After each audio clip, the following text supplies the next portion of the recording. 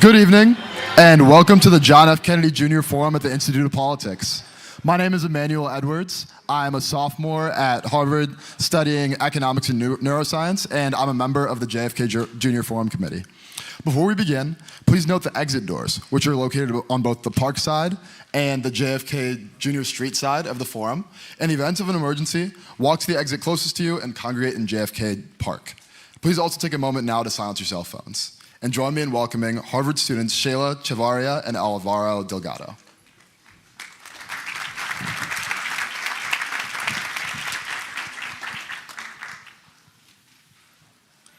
Good afternoon, everyone. My name is Alvaro Delgado. I'm a medical doctor and also a graduate student at Harvard Medical School. And it's a true pleasure for me to welcome you all to this special forum event titled From Crisis to Hope, Defending Democracy in Latin America. We are deeply moved and proud to see how this gathering has brought together members of the Peruvian community from across the United States and beyond, including students from a wide range of universities, distinguished guests from Peru, as well as faculty and staff joining from across Harvard. Bringing our community together in this way is incredibly meaningful, and it speaks to the shared commitment and energy that unite us around the future of our region. We are especially grateful to the Institute of Politics and the David Rockefeller Center for Latin American Studies for their support in making this event possible.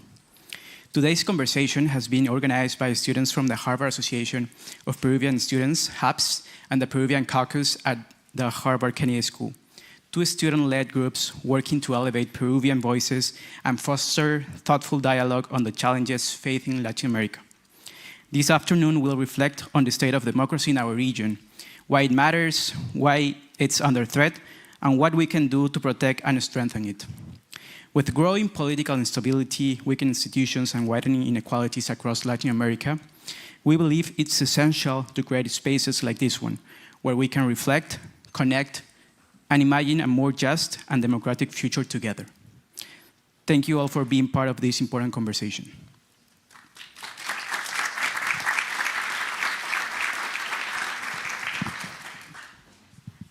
Good afternoon. My name is Sheila Chavarria, and I'm a graduate student at the Harvard Graduate School of Design.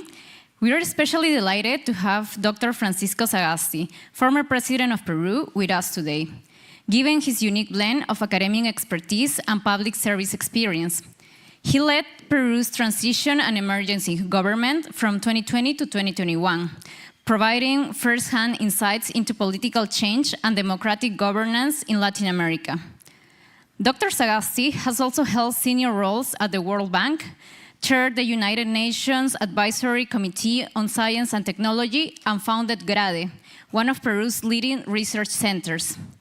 In his latest book, he addresses the theme of uncertainty and offers ideas on how to envision and work toward a desirable future, ideas that resonate with our focus on democracy. He will be joined by Dr. Steven Levitsky, the David Rockefeller Professor of Latin American Studies, Professor of Government, and Director of the David Rockefeller Center for Latin American Studies at Harvard University. Dr. Levitsky's research examines democratization, authoritarianism, and fragility of political institutions, with particular emphasis on Latin America. He co-authored How Democracies Die, a New York Times bestseller published in over 30 languages, and is currently collaborating with Luke and Wei on a book about democratic resilience worldwide. Please join me in welcoming Dr. Sagasti and Dr. Levitsky as we begin this important conversation.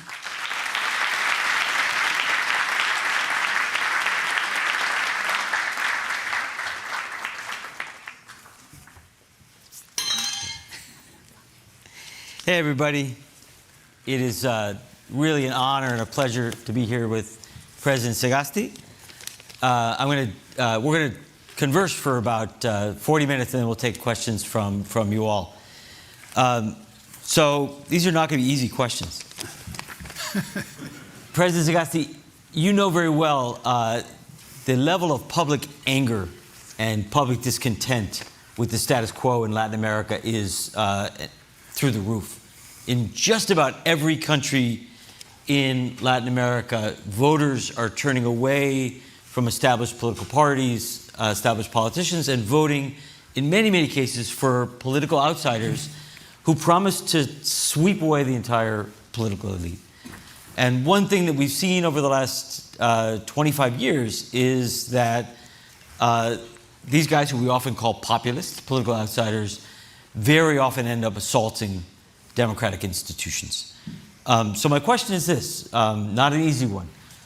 Why has public discontent reached levels throughout Latin America where voters are turning to political outsiders? And what can be done, what should be done to try to restore a minimum of public trust in institutions? Well, thanks very much, Steve. Nice to be with you and all of you. Well, I assume we have about 4 hours to answer that question. But in short, first of all, this is not a Latin American problem. This is a problem worldwide. It's a problem we're seeing everywhere, wherever you go. You see electorates turning against incumbents almost everywhere.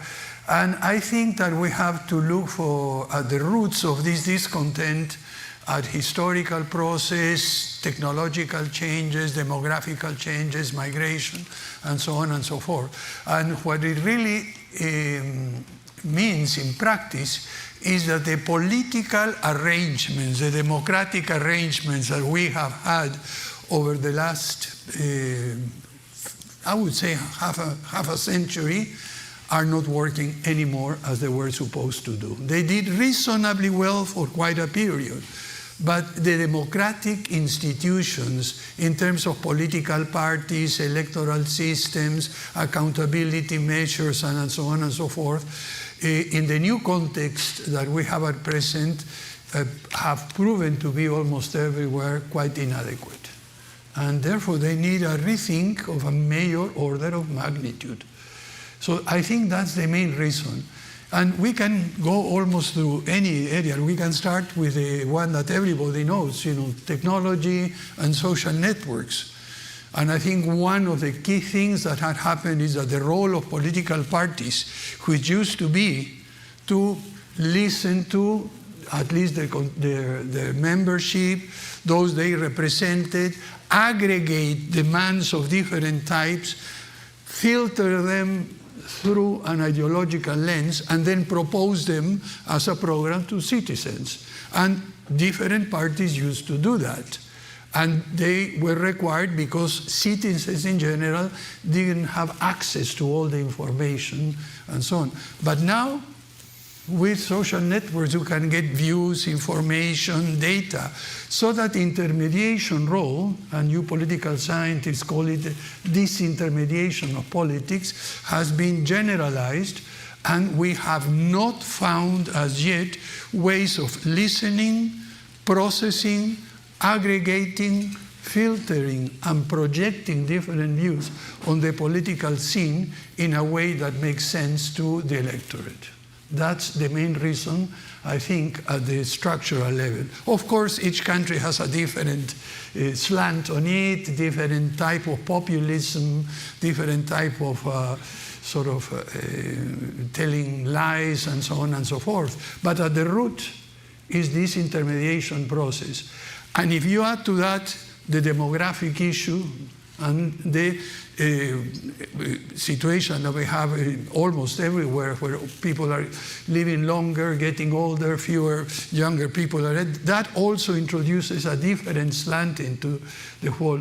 If you add to that the technological change and the lack of opportunities, artificial intelligence, you get the perfect cocktail for an almost an explosive situation in terms of discontent with existing institutions, and particularly with democratic institutions. And it opens the way to autocratic leaders that can promise heaven on earth, and people without anything else to resort to tend to convince themselves and believe in those false promises. I think that's a quick summary. So is the solution technological or political? I mean, what are the first steps towards reducing this distrust toward institutions? Well, I wish there were only one or two steps you have to take, and this is very difficult, and all of you who have had children know how difficult it is to learn to walk and how complicated it is. But this time, we need to walk. We need to run very quickly almost everywhere. So it's a very difficult task, a task to be undertaking at different levels. I'll start with the most fundamental and basic one, which is infant care and primary education. Unless we begin to form a new generation of younger people who understand the situation, who feel a little bit more comfortable in the turmoil that we have, unless we're able to instill some basic values of respect for others, of shared meaning of what it is to be human from the very beginning, it's going to be very difficult in the medium and long run. And let me just give you one statistic which comes from Peru and which we know very well.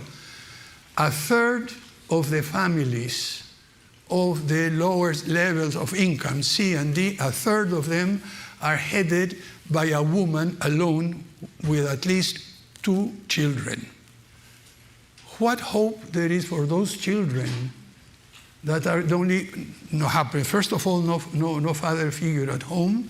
The mother has to work and earn a living, has to take care of them. What happens to the kids? There is no public institution that can help them in a meaningful way. So you have the perfect recipe, 10, 15 years from now, to get adolescents without any conception of responsibility, of care, of love, or respect for others, and so on. So that's one of them. At the same time, we can start at the other extreme, which is how is it that we regulate social media? How is it that we teach people to filter sort of fake news? And that's a skill that can be learned very well by analyzing. We don't have time to go into that, but you need to do those several things. And at the same time, you need to train, and this is why I think all the young people here are looking for, to train a new generation of leaders that understand the mess we are in, that understand that we're in a period of turmoil, change, ambiguity, chaos, and still can function in a sensible way while keeping true to basic human values. So you need to do several things at the same time, and this is a task not for one group or another, it's a task for all of us. Yeah, I don't know how many of you are Peruvian students, a lot of you. It's just to reinforce the president's point, I've been teaching Peruvian students for a couple of decades, and one of the hardest things to watch is, because you guys are so talented, but to see really talented young Peruvians discouraged from going into public service, people who aspired to go into public service, who came here and thought about going into public service, who look at Peruvian politics and say, good God, I'm not going to do that. If the best of you don't go into politics, then we're really screwed. So do it. Well, let me emphasize that. You did a nice switch at the end. I hope I think you didn't realize. You were talking about students going into policy, and at the end you say politics. And that's a crucial difference. It's not enough to go into policy. You have to get into politics, unless you make the jump. And unfortunately, I did it too late. I became involved in electoral politics when I was in my mid-70s. Don't make that mistake. Get involved earlier. Unless you get involved actively in politics, you take an interest, and then you use all your policy skills and bring other people with policy skills around you. But the key question is the one you have pointed out, unless we get into politics. Now, by the way, it's not easy. because the powers that are now in control of politics don't want that at all. And they try to discourage you in any possible way. Politics is dirty. It really creates difficulties for you. You are going to be pillared. You are going to be insulted in social media. You are going to be the subject of slander, lies, and everything else. So therefore people say, oh my God, it's so bad, we better don't get involved in politics. The result is what you have been describing. You really have to wade into those swamps, but keep clean. And it is possible. It's not impossible. It is possible to do that in a sensible way. So don't wait as long as I did. So to use that as a segue, we started off talking about widespread public anger and populism and assaults on democratic institutions. What topic gets even more muddy and murky and complicated than that? Peruvian politics. my favorite topic. But also, wait a minute, it may be that, but it's one thing we can say about Peru. You can never be bored in Peru. Sometimes I would like to be bored. Yes, you may be right. We don't always realize this, but the 21st century has been far and away, the most democratic period in the history of Peru, without any comparison. But Peruvian politics has been slowly, I don't know a better word for it, been slowly imploding for about a decade or so. It's imploded to the point where the legislature, or the president, who has a 3% approval, I guess if we're generous, we could say she's got a 4% approval rating, is being held hostage by a legislature with a 2% approval rating. It's hard to have a 2% approval rating. But it's gotten to the point where some very smart Peruvian scholars just published a piece describing Peru as a legislative dictatorship, a legislative authoritarian regime.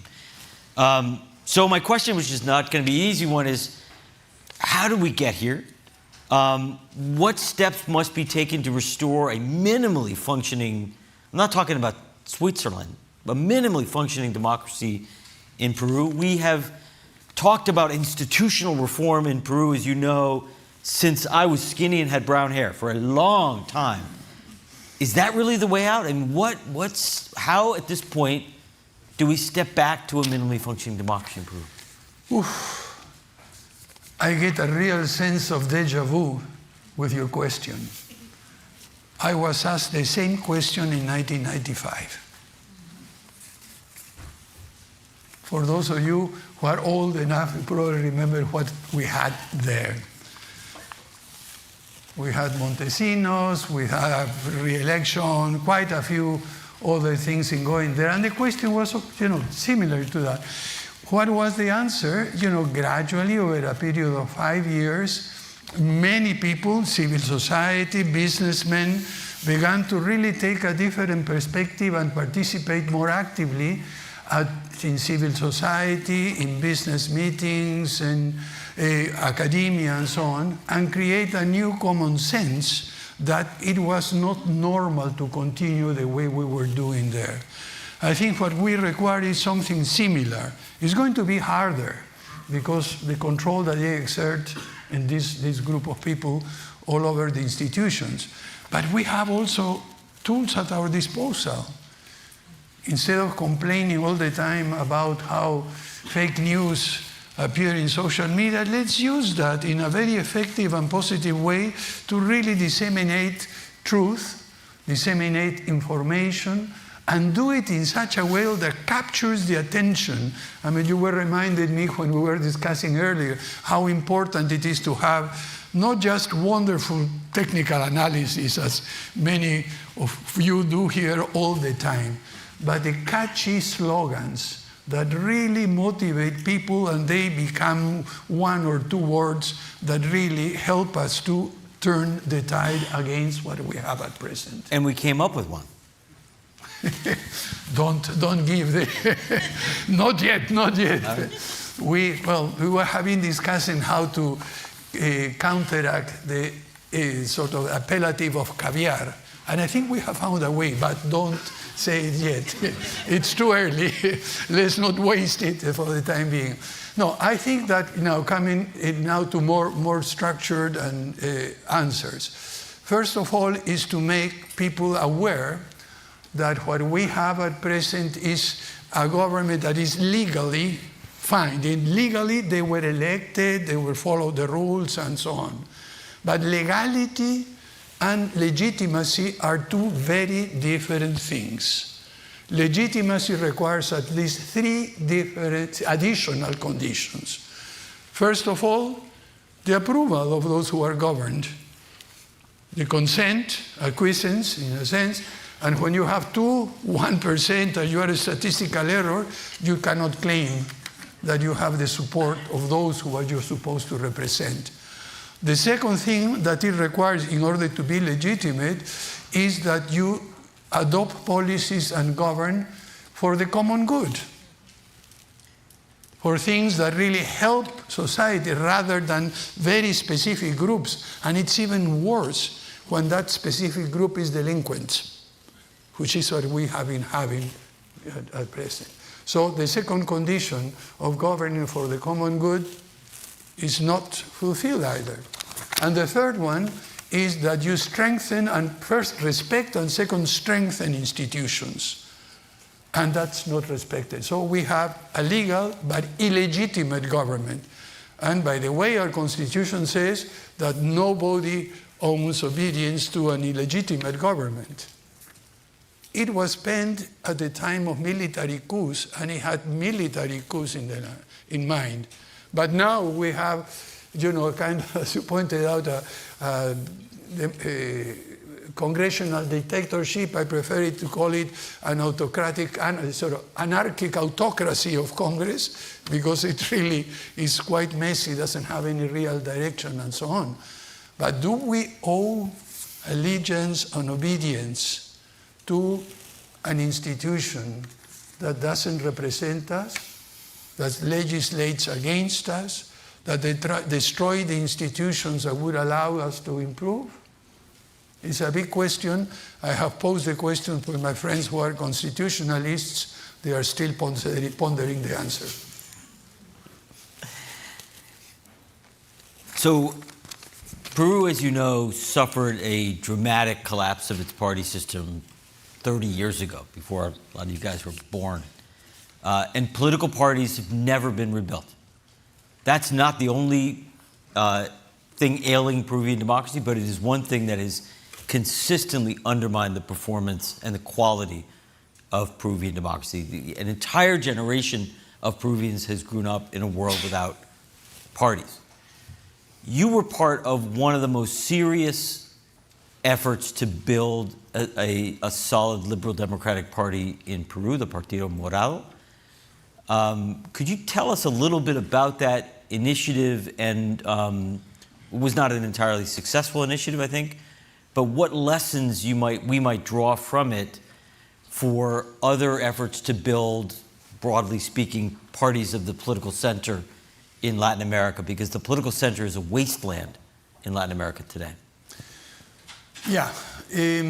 Although I prefer not to speak of the center, left and right, because in many countries, and especially in Peru, those concepts have lost all meaning. I mean, you get sort of crooks and honest people, but you don't get left and right. When you can get extreme right colluding with extreme left in order to pass some legislation, those concepts, those ideas. Let's call it parties committed to liberal democracy. Okay, that's a different, okay. How to explain what happened to the Partido Morado? I've been asking myself that. I've been talking to several friends in there, and there is no single explanation. One is the context, in which, you cannot ignore the context that you are in, and some of the problems that all political parties and Peruvian society has really affects the performance of the party. But there are some particular lessons to be learned. And there is one which I consider perhaps one of the most important. And this is the following. Remember, when the Partido Morado was registered, Peru had the most so rigorous and strict legislation to register a political party anywhere in the world at any time of history. You required 753,000 valid signatures to register a political party. Nowhere in the history of politics, at no time, you had such a strict requirement. Only 2 political parties were able to cross that threshold. I won't mention the other one, which did it by bribing people, and so on. And the president of the party was indicted and brought to justice. But lo and behold, he became a congressman, and Congress passed a law that really exonerated him for several reasons. So we leave that party. But the Partido Morado organized a drive that collected 1.2 million signatures. Why 1.2? Because not all of them were considered valid. And when we passed the threshold that was of the 750,000 signatures, we were the first political party in the world registered with such strict. How did we do that? And it wasn't I wasn't involved in that effort. It was the president of the party, Julio Guzman, and a team of people he arranged, of people that supported. And he organized a very efficient vertical structure of collecting signatures all over the country. And in order to do that, you require a fairly complex, rigid structure with very clear mandates, and with only one objective: get the signatures to register the party. In the meantime, there were others working on the statutes. I was charged with the preparation of the platform committee and the organization of our policy proposal, so I worked on another. But they did an incredible job. Frankly, I didn't believe it was possible. Not only that, but they had to hide all the papers with a signature because they were told that they were going to come and burn them. So they kept being moved from one place to another in order to preserve them. The net result that was that particular structure worked. But once the party was registered, the situation changed. You don't have just one objective. You don't have to have a vertical structure organization with a single leader giving all the orders. You required a different type of attitude, mindset, political structure of the party. In this case, there wasn't one objective. All the different groups with different objectives came, we want this policy, we want this other thing, I want to be a candidate, I want to be that or the other. And instead of adapting the style of leadership that was required for a party that was registered and needed to process all of these very different structures in a calm and democratic way, the same structure that worked during the collection of signatures was kept at a different time, when the style of leadership, the way in which you needed to work was completely different. The result was insatisfaction. People didn't believe in the party, some left, there were disputes, and so on and so forth. And we did the best we could. We were caught by surprise, frankly, when the Congress was dismissed and we had the elections. I did not want to participate, and I said, I'm not going to be a candidate for Congress. I thought it would be extremely boring to be a congressman. I am much more of the executive. I like to do things, not to sit down and talk and negotiate. But they insisted I had the ticket, and being a party member, I accepted. I was elected. I got, the 7th highest vote out of 130 in terms of votos preferenciales. And I was named the head of the caucus, and I worked there. But then when the surprise came, they sort of propelled me to be president, even though, not really, because I had proposed someone else to be president. And people know that. I had proposed someone else to be the president of Congress and then president of the Republic. I was vice president. I would have been the chairman and president of Congress. But it didn't turn that way, so I got in there. And Not so boring. pardon? Not so boring. Well, anyway, what I told, I'm not going to campaign for this. I'm not going to really press for that. But if elected, I will do it. And so I did, and here you have 3 of my ministers sitting in front of, together with you. So the party, in a sense, really had a very good start, a very complicated and rocky period after that, because the same style of leadership was maintained when it was dysfunctional at the second stage of building a party. And then third, when I became president and there was the election, there were many, many mistakes made by the head of our campaign, who really was a person that was very smart, but knew nothing about Peru, and really messed up the campaign completely in a way that, and finally, the point is that because they were so afraid that my presidency would fail, because as Juan de la Puente, a political analyst, pointed out in Peru, I am the first president to have been elected by his political enemies. Why? Because the situation was such a mess. I found this later on. They say, well, put Sagasti there. He's an academic, an intellectual. He will fail quickly and then we can come back. I'm sorry I disappointed them. But it was perfectly rational to believe that was going to be the case. So a decision was made to dissociate the Partido Morado from my presidency. And this had a little bit of a negative impact because I didn't get party support, but a very positive impact in the sense I could choose the ministers in whichever way I wanted without being bound by party restrictions. So this is what happened with the party. They have been trying to reconstruct it again. I hope they succeed, but the role I can play now, I think, goes a little bit beyond the Partido Morado, and given the fact that I am what I am, by the way, I am the only president who can travel freely.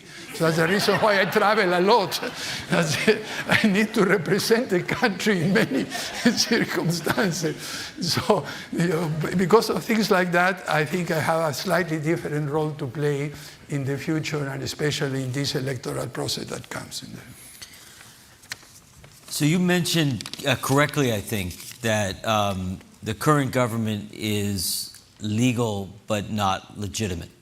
And I think that the principal reason for that deficit in legitimacy is the repression that occurred in late 2022, early 2023, something we don't talk about all that much, but is actually something that makes me very angry. You've been a staunch defender of human rights throughout your professional career, really throughout your adult life, something I admire and appreciate. So I want to ask you about those events. As most of you here know, in late 2022, early 2023, Peru experienced a wave of protest in the highlands in the wake of Pedro Castillo's fall from power. The protests were brutally repressed. More than 50 people died. This was one of the worst episodes of state repression in all of Latin America in the 21st century. But there has been no political accountability and no legal accountability for this repression. In fact, the bulk of, I think it's fair to say that the bulk of the Lima establishment shrugged, was fine with it. What happened? How could coastal Peru get to a point where repression of 50 Peruvian citizens is met with a shrug? you bring a well, as you know, and some of you know, this is something that really touches me very, very deeply. Unfortunately, it was not the first such incident. We had the incident in El Frontón during the late 80s, in which 122 prisoners were shot, some of them put down in the floor and shot in the head. Something happened, but not very much, in terms of bringing accountability for that. Then we had El Baguazo, you remember, which was another terrible incident. And we have had several of them on that. And I think that there is a combination of circumstances that worries me very much, and which I think led to what happened in the incident you described in 2022. First of all, a degree of absolute ignorance of political leaders about how the army, how the armed forces, and how the police works. They don't understand it. They believe that they are institutions like any other public institutions, and that's a fatal error in the real sense. Both of my grandfathers were in the army. One in Austria, the other one in Peru.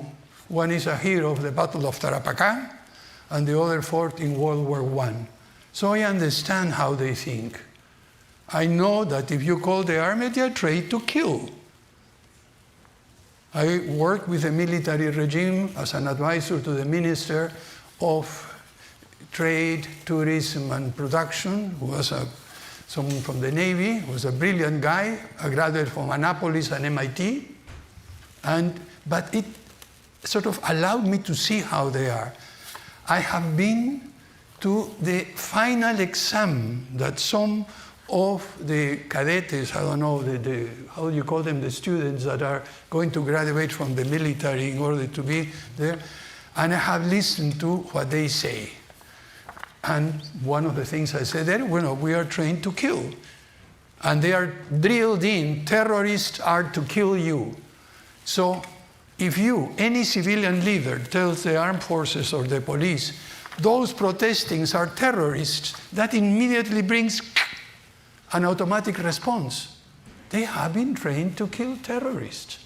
And if a political leader is so irresponsible and incompetent to label a protest as terrorism, they are opening the road for this to happen.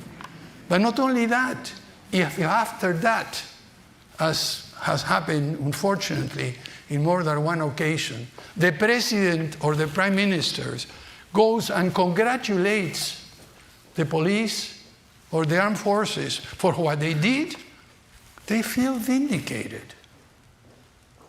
So therefore, it's a political responsibility at the highest level to know how to use the police. And let me just tell things that are in the book we wrote on governing at times of crisis in there. What happened when we had to face the protests during my government 2 weeks, 10 days after I was inaugurated. And we had protests in Ica and in Trujillo there. Some of my classmates and friends who know me were telling Francisco, you need to take the army out there to quell them. And said, no way I'm going to do that. They insulted me as a coward because I didn't want to take the army and repress bloodily these guys in there. Well, they're not my friends anymore, as you can imagine, so on. What we did was something very different. First of all, a strict order I gave, and I told the military and the head of the command, the army doesn't go outside to repress protests. That's not its job. The only thing they will do is, after the roads have been cleaned, to put them on the side and prevent them from coming in. But they are not supposed at all and all of you were witnesses, another thing in the discussions in the cabinet. They are not going to go unsuppressed. Why? Because they are trained to kill. And if you see the videos of what happened at the end of 22, you see people just, unarmed civilians helping someone else and being shot in the back. So we try to do something completely different.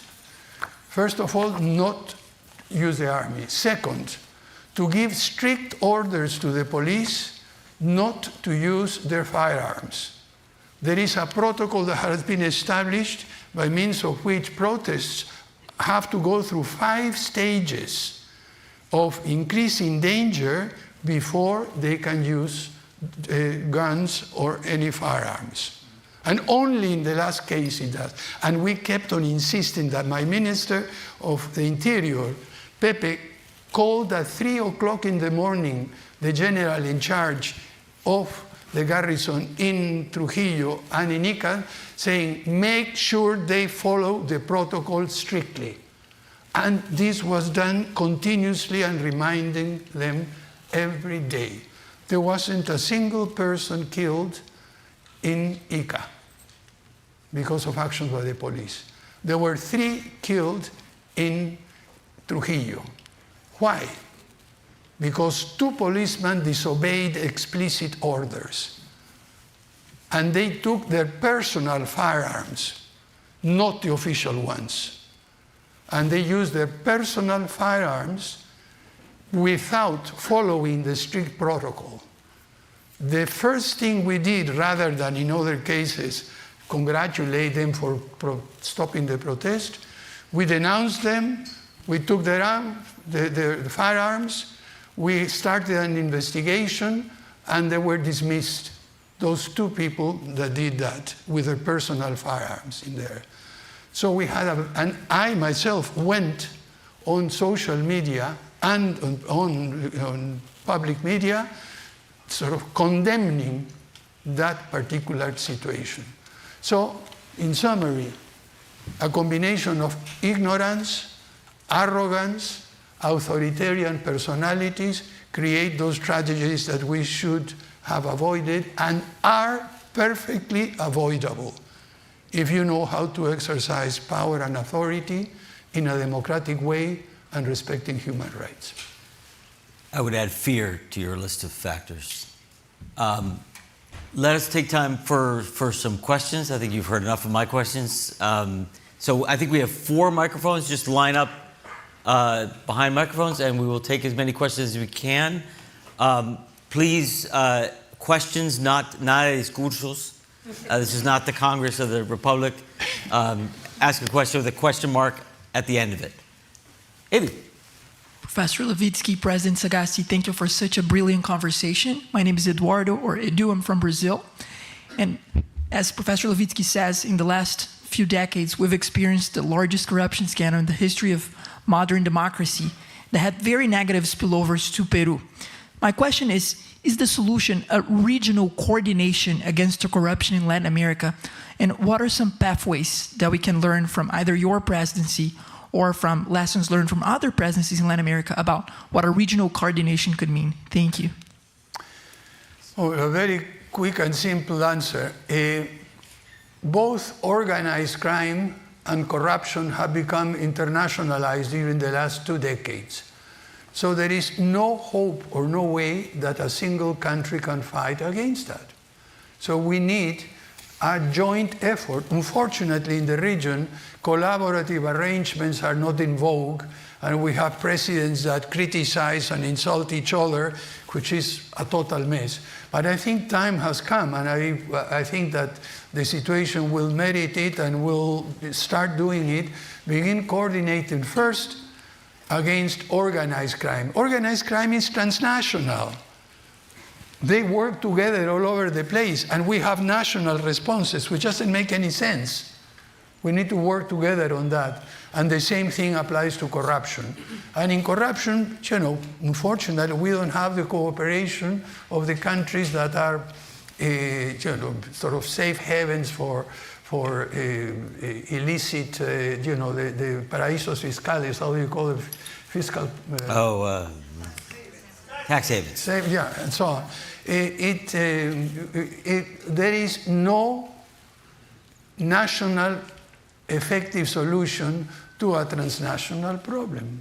That's just very simple. And sooner or later we'll have to come to do that. But I hope we will get better political leadership in all our countries to be able to do that. All right, I'm having trouble figuring out who's actually standing behind a microphone. Is that a question? Great, go. You're up. Hi, thank you for the talk. I really appreciate how thorough you were. My question was about two points that you were mentioning, specifically political fragmentation and disintermediation of politics. So first, what is the panorama for the disintermediation of politics amidst a heavy and large party fragmentation? And to build up on that, how do we ensure that the Peruvian society and arena is representative amidst Congress that is party fragmented? Well, I don't think that political fragmentation has an easy solution. As I said before, for a complex problem, you have to have a complex solution. It's not one magic bullet. So you need to do several things at the same time. But the most important one is to get sensible political leaders.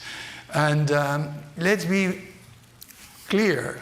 Out of the political parties, 40 political parties we have in Peru now, only at the most about 10 or a dozen are real political parties.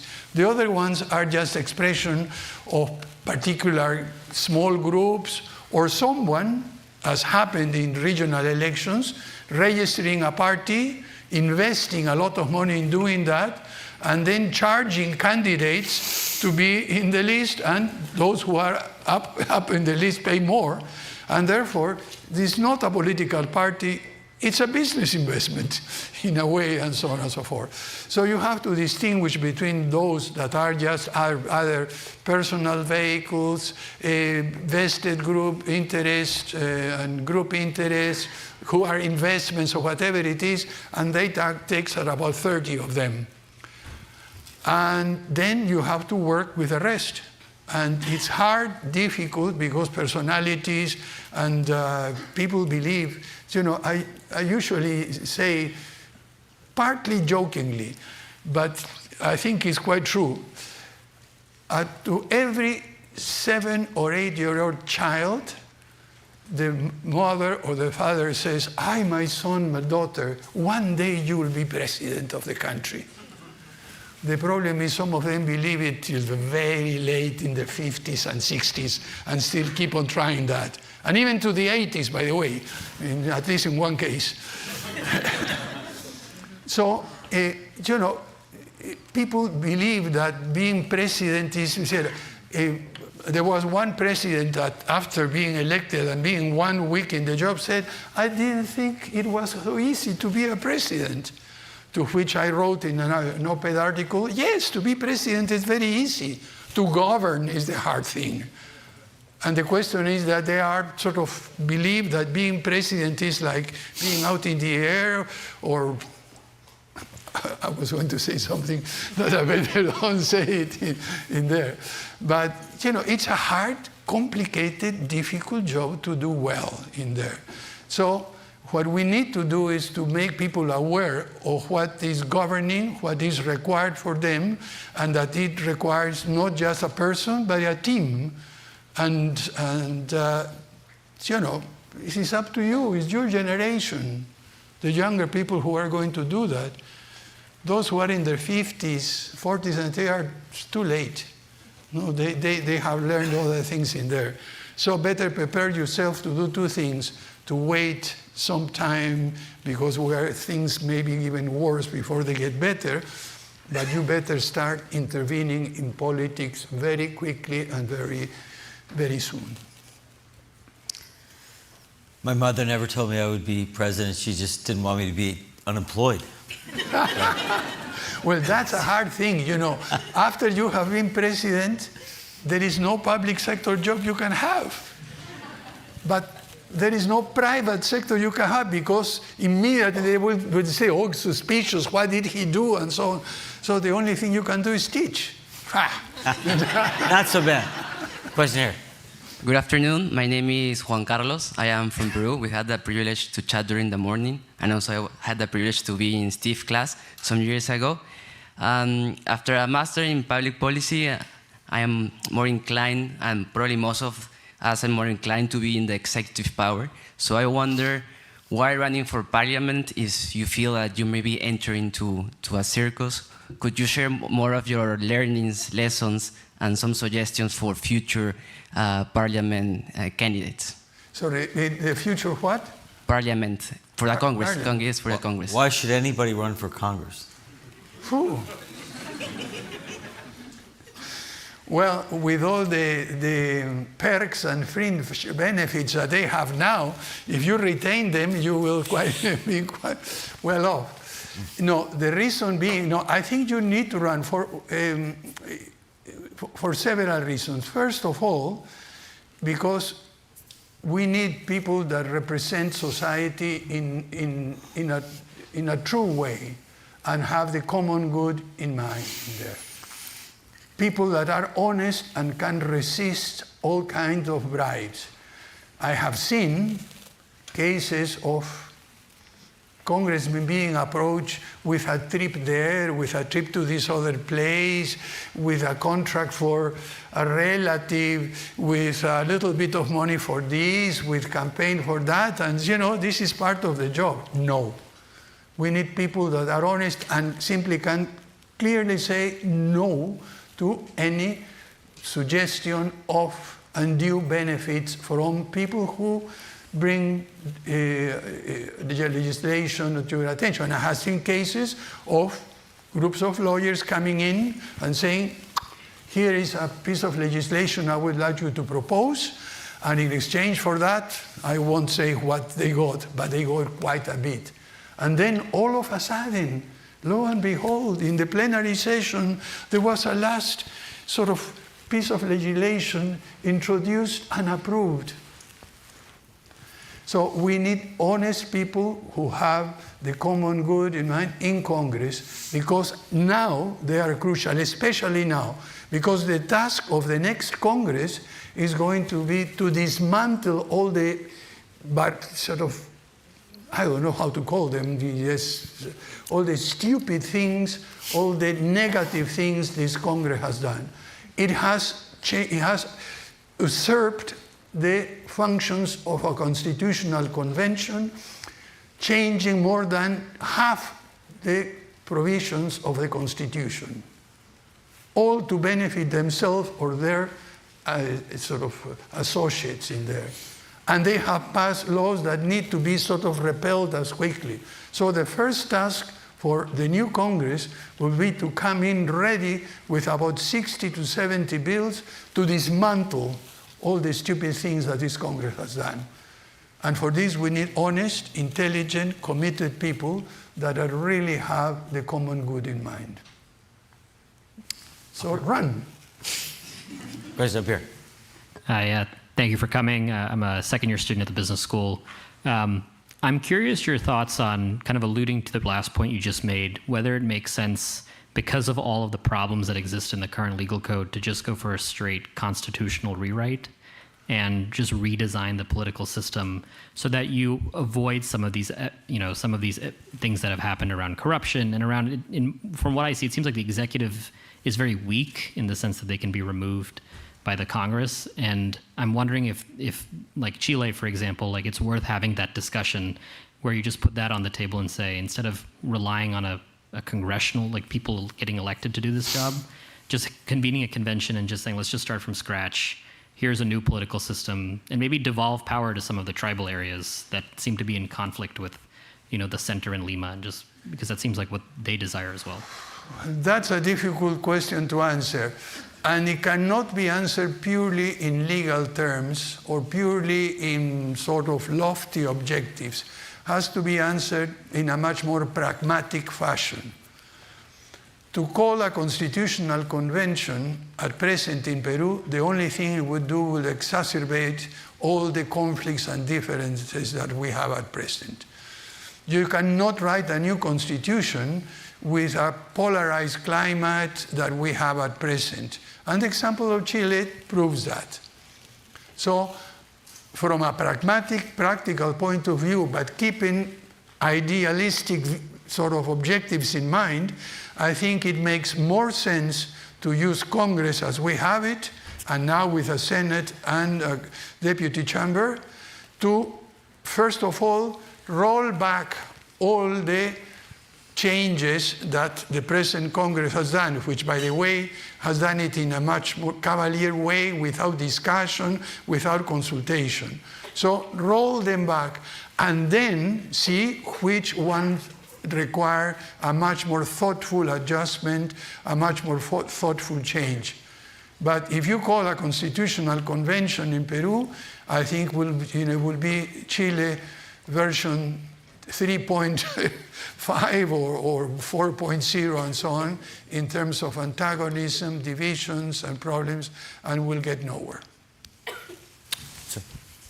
Mr. President, hi. My name is John. I'm a former student from the School of Public Health here at Harvard. I would like you to know your opinion regarding the current gangs and hitmen that have been terrorizing mostly low-income families in Peru, and how the Peruvian government should act about it. About, sorry, the what? The hitmen and gangs? Sicariato? The gang, sicarios. Sicarios. Oh, the gangs. Yeah. Well, that is a serious problem that you have. And this is a problem primarily of younger people in critical situations.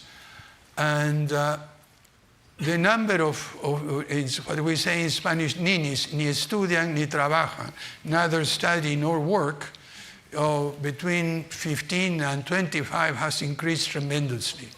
What is the only opportunity they have to earn something, a living, or even get respect, is to join a gang and to become, hired killers, or to extortion, or whatever it is. So you really need to focus on that particular group at present.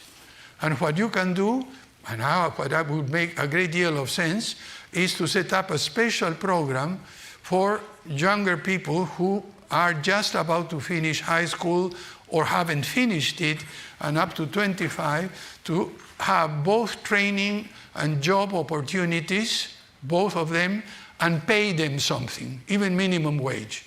It wouldn't cost a lot of money, but it will give a different opportunity, a different way of spending their time and earning a living, than joining a gang, than joining and becoming hired killers or hired extortioners, or sort of just crooks who steal something else. So you need a special program for those in here. What you don't need is to have a punitive sort of approach to it, in a sense. But I don't know whether I have answered your question completely. I didn't shut it off. Can I, a follow-up to that question? Mostly of these gang members are known to be members from the Tren Aragua, and a lot of them are immigrants from Venezuela.